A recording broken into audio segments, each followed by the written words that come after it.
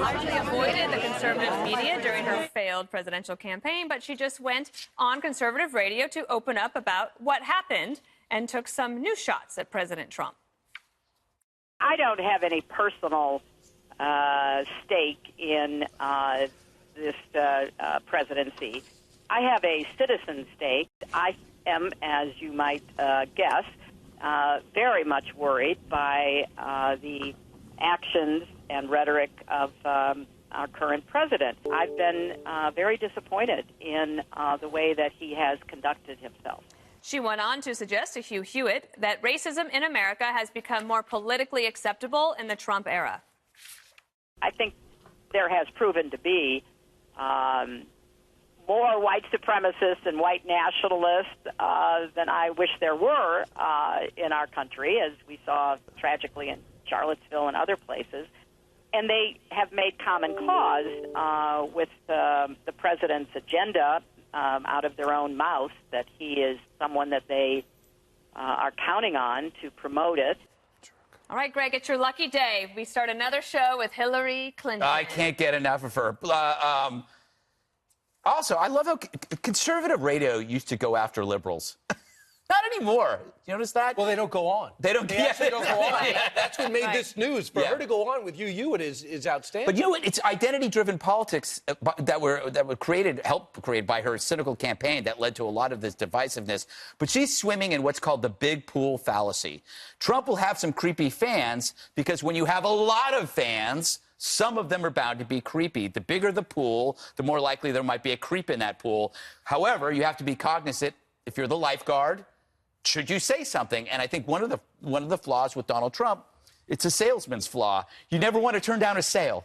It's actually not a moral choice. It's not a correct choice, but it's a part of thinking that like the money's green, so you never turn down a sale. You never know. You never condemn anyone until somebody else comes along. So there's a glimmer of truth here. But the other issue here is that the Democrats have a problem. You remember how they made Al Gore the president of global warming because they couldn't make him president, so they gave him something to keep him busy.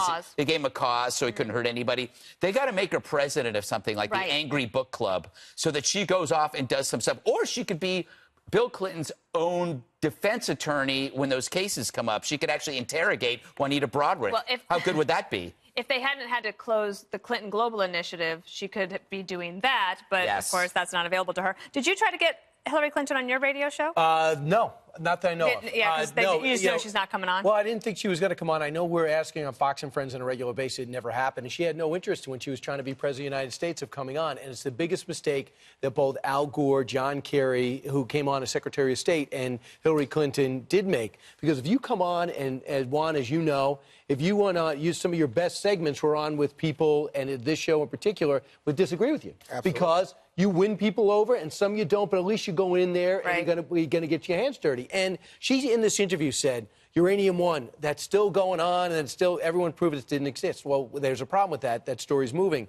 And he goes, the problem with my emails, they made it the #1 story. It shouldn't have been. Well, the problem is there was a lot there, but you didn't go in and attack it. You know what she did? And admitted it in this interview. I didn't even listen, nor did her staff. How do you know how to fight an uphill battle or win over independents if you don't know what the other side's even doing?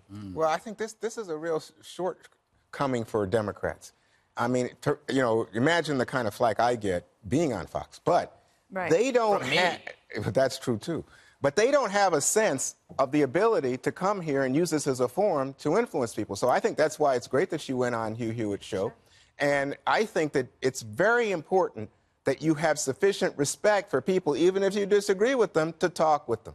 Well, and also because people do... I would love to have her on the Daily Briefing, in case you're watching, Hillary. But if you come on a place where you aren't necessarily going to be guaranteed a warm reception, and you're pleasant and you try to make a couple of good points, that the viewer will say, well, that was good. Like, that was nice. She was kind. She was fine, whatever. And unless it's a total train wreck. No, and I mean, appreciate the upside there. If you believe in yourself and you're confident in what you have to offer, that you're a great candidate, that you have ideas that are compelling, that would resonate with the American people, then why wouldn't you take a chance and get in the ring and go into a forum where you might be able to reach some of those crossover or swing voters or people independents that might say, you know what, I think I feel more certain going with somebody like her.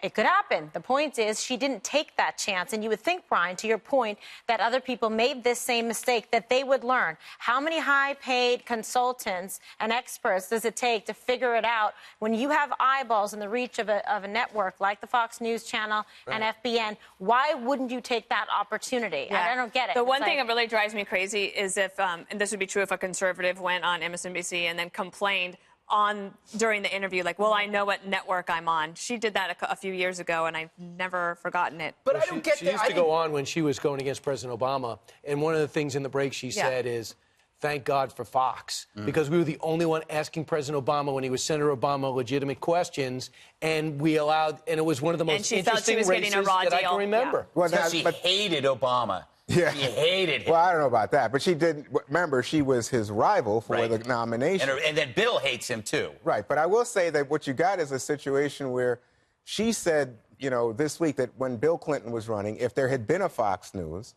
that he wouldn't have been able to win because Fox News is so partisan. And I think I've heard from Obama the same thing, that Fox News just pillories him, just attacks him and stops him. He won, though, twice. Well, no, I'm talking about the legislative agenda. That Fox News just makes him into this ogre, right?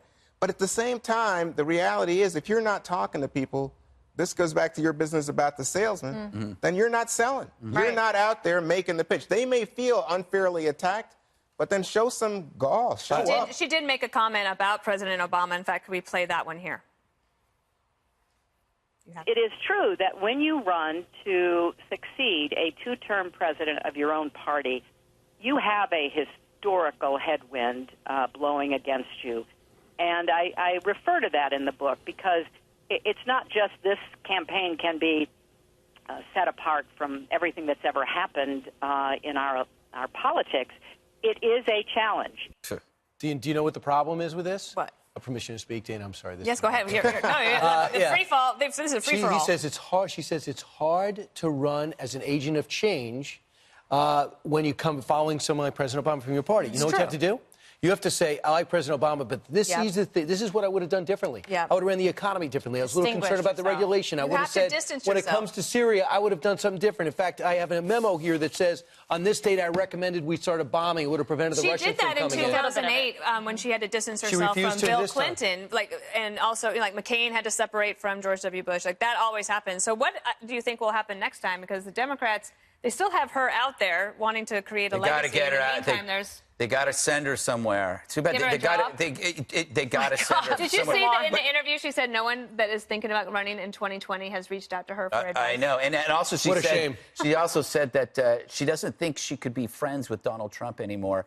I guess she didn't mind his behavior when he was a Democrat or on the correct side of politics, giving her money, like her husband, who I think she could be friends with, or Harvey Feinstein. Sorry, not Firestein.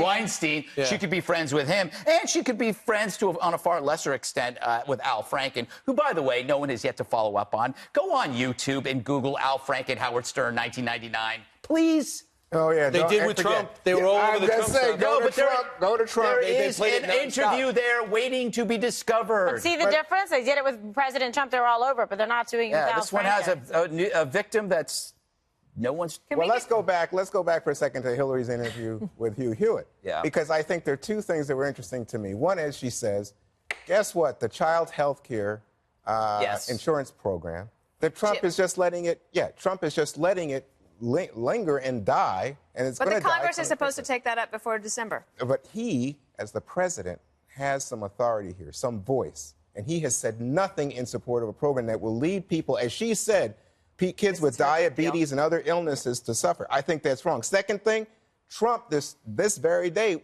retweets something that says Hillary is a corrupt blank.